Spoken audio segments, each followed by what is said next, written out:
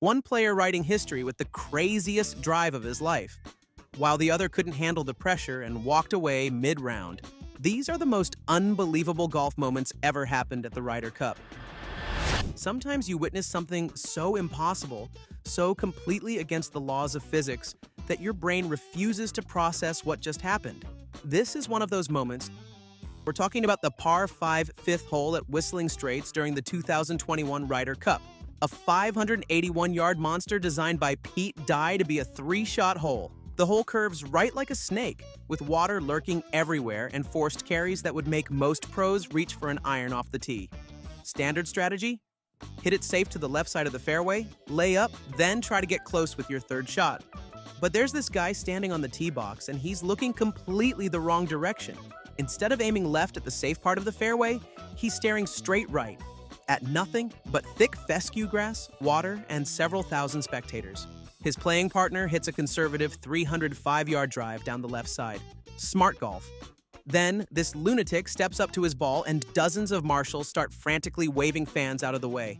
The crowd has no idea what's about to happen. He'd actually called this shot 3 days earlier in his press conference, but even the TV cameras missed it live because nobody thought he'd actually try it. With 20-mile-per-hour wind at his back, he takes one look at the impossible line and says to himself, "All right, I have to aim at the green."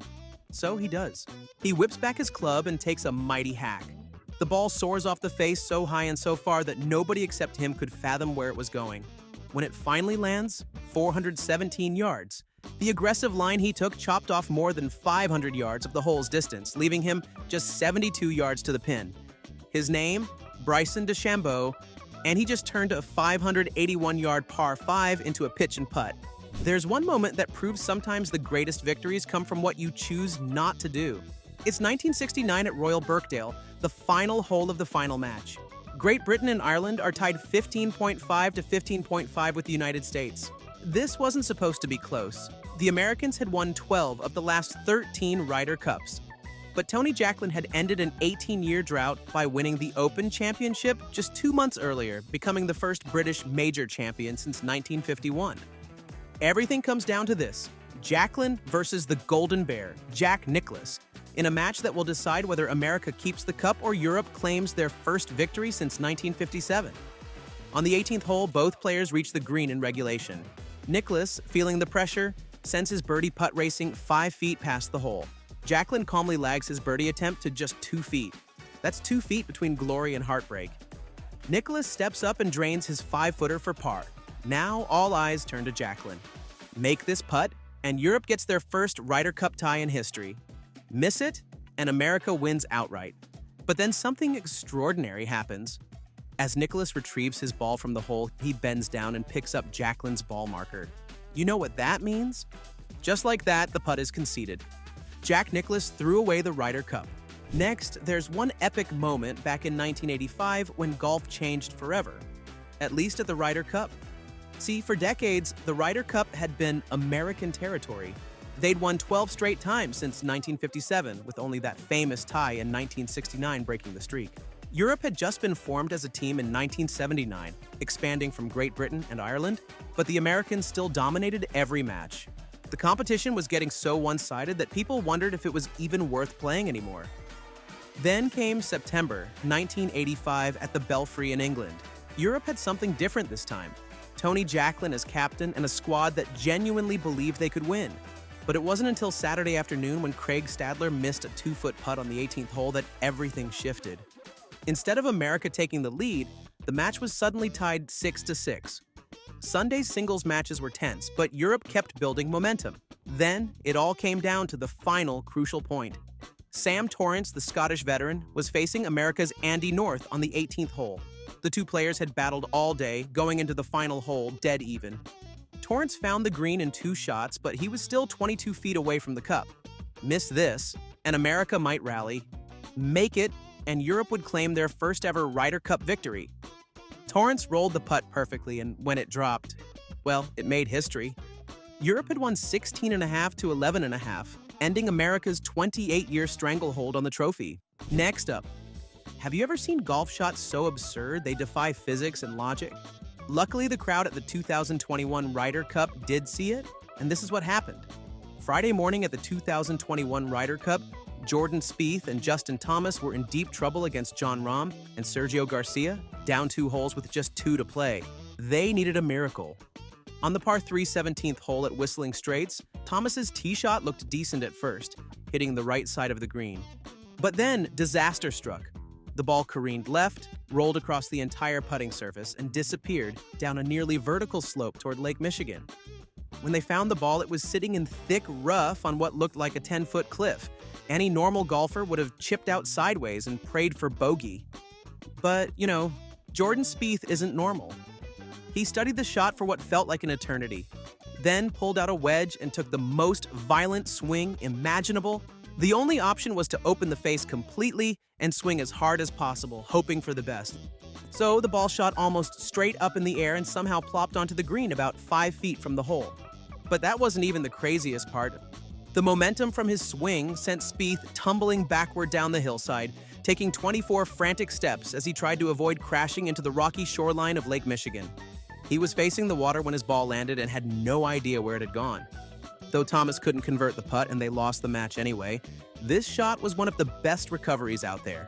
Coming in next. What happens when golf's most sacred tradition gets thrown out the window at 7,000 decibels? Saturday morning, 2012 Ryder Cup. America leads 5-3. And the Medina crowd is absolutely electric. For over a century, golf had one unbreakable rule: silence during the swing. Players expected it, demanded it, built their entire games around it. Then, Friday happened.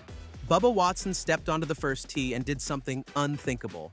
He waved his arms like a rock star, demanding the crowd go berserk while he swung. The golf world nearly had a heart attack. Now it's Saturday, and Ian Poulter is first up with Justin Rose against Watson and Webb Simpson. The amphitheater-style first tee is packed to the rafters. 7,000 fans ready to explode. Poulter steps into the tee box and the crowd starts to respectfully quiet down. That's when he does it. He backs away from his ball, turns to the grandstands, and starts conducting the crowd like he's at Carnegie Hall. This was no longer golf as we knew it, he'd later say. This was the Ryder Cup. The noise becomes deafening. USA! USA! Clashing with ole, ole, ole chants. Poulter refuses to hit until the volume reaches fever pitch. When he finally swings through the cacophony, his ball finds the left fairway bunker. Bubba follows with his own drive over the same bunker, the crowd still roaring. Poulter's showmanship backfired spectacularly.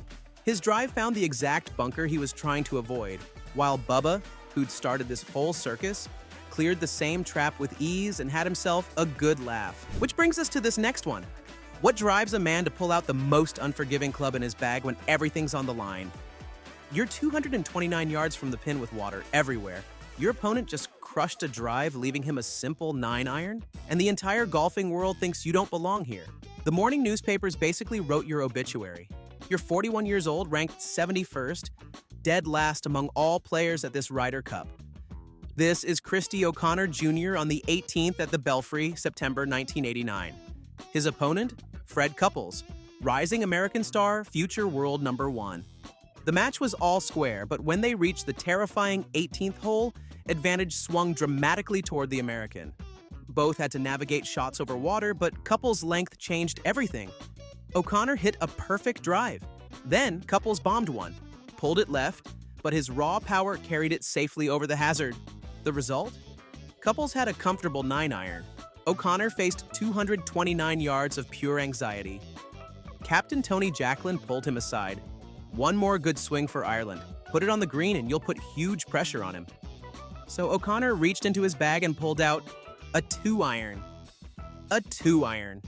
The club even tour pros struggle with. But he gripped it, took one look at that wickedly positioned pin, and swung like his life depended on it.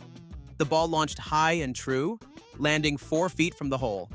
Couples, rattled, missed his birdie. O'Connor calmly rolled in his putt, threw his arms skyward, and collapsed in tears. That swing secured Europe's Cup retaining point.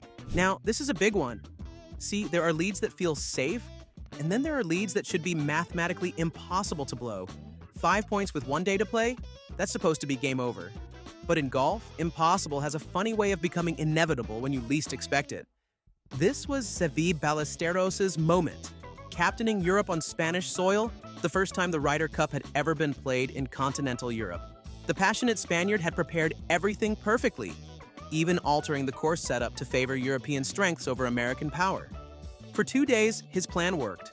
Europe stormed to a commanding 10.5 to 5.5 lead heading into Sunday's singles. The Americans looked demoralized, outplayed, and ready to pack their bags. Tiger Woods, playing his first Ryder Cup, had managed just 1.5 points from his first 4 matches. This looked like a rout. But, Sunday comes. The Americans came out swinging like their lives depended on it. One by one, they started winning singles matches, 8 victories out of 12, turning the entire complexion of the event upside down. The momentum was shifting so dramatically that what had seemed impossible suddenly looked inevitable. Europe's massive lead was disappearing before their eyes, and the greatest Ryder Cup comeback in history was taking shape. That's when Bernhard Langer stepped up and stopped the bleeding. Playing in the 8th singles match against Brad Faxon, the methodical German delivered exactly what Europe needed, a solid 2-1 victory that stemmed the American tide. The final score read 14.5 to 13.5 for Europe. Seve had survived, but just barely. On to the next. What do you do when your entire world falls apart just weeks before the biggest moment of your career? Most people would withdraw, step back, take time to heal. But sometimes, love asks you to do the opposite. 6 weeks before the 2006 Ryder Cup at the K-Club, Darren Clarke's wife, Heather, passed away at just 39 after battling breast cancer. Clarke was shattered, barely able to face life, let alone golf. Captain Ian Woosnam offered him a wild card, but with no pressure. If Clarke withdrew, nobody would blame him. Yet Heather had made him promise. If he was chosen, especially in Ireland, he had to play. When Clarke stepped onto the first tee, the entire course erupted. Then came an unforgettable gesture. Phil Mickelson and Chris DeMarco embraced him before the first shot. Respect had transcended rivalry. From that point on, it felt as if Clarke was carried by something greater. The crowd willed him forward. He won his first match with Lee Westwood, then another. On Sunday, he faced Zach Johnson and closed it out 3-2. As the final putt dropped, Clarke broke down, collapsing into his caddy's arms, pointing to the sky for Heather. He finished 3-0-0, powering Europe to an 18.5 to 9.5 victory. But the numbers didn't matter. This was about honoring a promise, turning grief into strength, and proving that the greatest wins aren't always measured on a scoreboard. And that's what makes the Ryder Cup just an amazing place to play. For this one, we rewind a couple years back. Sometimes a controversial pick becomes legendary. Sometimes it backfires. And sometimes it creates one of the most electrifying Ryder Cup careers ever. Nobody expected Ian Poulter to make Europe's 2008 team. He was well outside the automatic spots when Captain Nick Faldo stunned everyone by choosing him over Ryder Cup hero Darren Clarke. Critics tore into the decision. How could Faldo pick the flashy Englishman with the wild outfits? Poulter's answer? Dominate. At Valhalla, he was pure fire. Eyes bulging, fists pumping, chest out. America won by 5, but Poulter stole the spotlight, scoring 4 points, more than anyone else on either side. Overnight, the wild card became the star. Suddenly, nobody was questioning Nick Faldo's judgment anymore. But 2008 was just the warm-up. 4 years later at Medina, Poulter delivered the performance that would define his entire career. Playing alongside Rory McIlroy in Saturday afternoon fourballs, Europe was staring down the barrel of complete elimination. They were 2 down through 12 holes against Jason Duffner and Zach Johnson. Then, Poulter went nuclear. 5 straight birdies, 13 through 17, each more outrageous than the last. The putt on 16 looked impossible until it dropped. By 18, he was celebrating before the ball even hit the cup. That surge didn't just win a match. It lit the spark for the miracle at Medina, the greatest comeback in Ryder Cup history. Poulter finished 4-0-0, the best record of any wildcard ever. That's why they call him the postman. He always delivers. Next up, how do you follow perfection? When your partner just missed an ace by inches, what's left to prove? Saturday morning at Oak Hill, 1995. Costantino Rocca and Sam Torrance are demolishing Davis Love III and Jeff Maggart, already 3 holes up in their foursomes match. The 6th hole, 167-yard par 3 with the pin tucked wickedly close to trouble. Torrance hits first for Europe. It's gorgeous. A laser beam that lands just feet from the flagstick, taking one soft bounce before settling in perfect birdie range. The crowd appreciates the artistry. Match essentially over on this hole. But Rocca, the Italian who started his career as a caddy, isn't done. He pulls his 5-iron and takes dead aim at the same flagstick Torrence just attacked. No reason to be conservative now. The ball launches high and straight, never leaving the pin. It lands about 12 feet away, takes one more hop forward, and disappears. Hole in one. Only the third ace in Ryder Cup history. Rocca and Torrence went on to win the match 6 and 5 and gave Europe momentum they'd ride all weekend. And finally, you know how long America kept their home turf safe in the Ryder Cup? 60 years. 6 decades without a single loss. 13 wins since 1927. And honestly, nobody thought that streak was ever gonna break. Until September 1987, Muirfield Village in Ohio. Tony Jacklin had arrived with supreme confidence, declaring, "I have been coming to America for 20 years, and this is the first time I have arrived, believing that we really, really can win." His squad was loaded with stars who'd been conquering golf all season long. After splitting the opening foursomes 2-2, Europe achieved the first ever 4-0 clean sweep by a European team. The scoreline, Europe 10.5, USA 5.5, heading into Sunday's singles.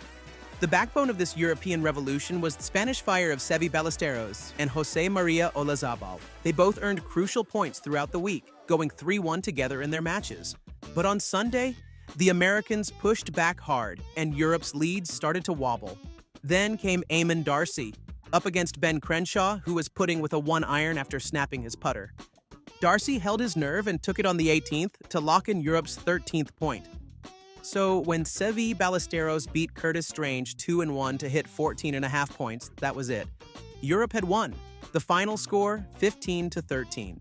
And from that moment, the Ryder Cup would never be the same. Ever wonder what happens when 40,000 golf fans forget they're at a golf tournament and start acting like they're at a medieval public execution? September 26, 1999, the country club Brookline. Europe held a commanding 10-6 lead, going into Sunday's singles, just 4 points away from retaining the Ryder Cup on American soil. The mathematics seemed insurmountable. No American team had ever overcome such a deficit. But something darker was brewing in the Massachusetts galleries. This wasn't going to be about golf anymore. Colin Montgomery discovered this firsthand. From the moment he stepped onto the course, fans unleashed a torrent of abuse that crossed every line imaginable. Misses, doubt fire, they screamed, mocking his appearance. Crude comments about his weight echoed across fairways. Personal insults about his family filled the air.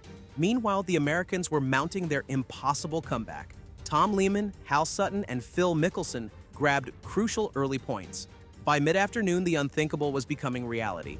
Then came the moment that defined everything. Justin Leonard's 45-foot birdie putt on the 17th hole against Jose Maria Olazabal. When Leonard's putt dropped, chaos exploded. The entire U.S. team stormed the green. Players, wives, caddies, officials, celebrating like they'd won the cup. For several minutes, they trampled across Olazabal's putting line, completely ignoring the fact that the Spaniard still had a putt to have the hole. Olazabal stood helplessly aside, watching Americans celebrate as if his shot didn't exist. When order finally returned, he missed his 22-footer, and the U.S. completed their 14.5 to 13.5 miracle. Many in Europe still view Brookline as the lowest point of Ryder Cup sportsmanship. Coming in next, how ruthless can professional golf get? Try refusing to concede a 6-foot putt when the match is already meaningless to the overall result. The Belfry, 1993. Nick Faldo versus Paul Azinger in the final singles match on Sunday. Their rivalry had been simmering since the 1987 British Open at Muirfield, where Faldo edged Azinger by a single stroke to claim his first Open championship. Bad blood had been brewing for 6 years. Now they faced each other with everything on the line. The match was a masterclass in steely determination from both players. Faldo aced the par 3 14th to go one up, but Azinger immediately responded with a birdie on the next hole. As they reached the 18th tee, Faldo had regained a one-up lead. Both players found the green in regulation on the final hole. Faldo made his par, leaving Azinger with a 6-foot birdie putt to have the match. In most circumstances, this would be a routine concession between professionals, a gesture of sportsmanship to end a hard-fought battle. Faldo had other ideas. He stood at the edge of the green, arms folded, and refused to concede the putt. Azinger would have to make it under pressure. The American, knowing he was about to face a fight much bigger than golf, stepped up and buried the putt in the center of the cup. Team USA had already clinched the cup, but Azinger's defiant moment became the defining image of the week.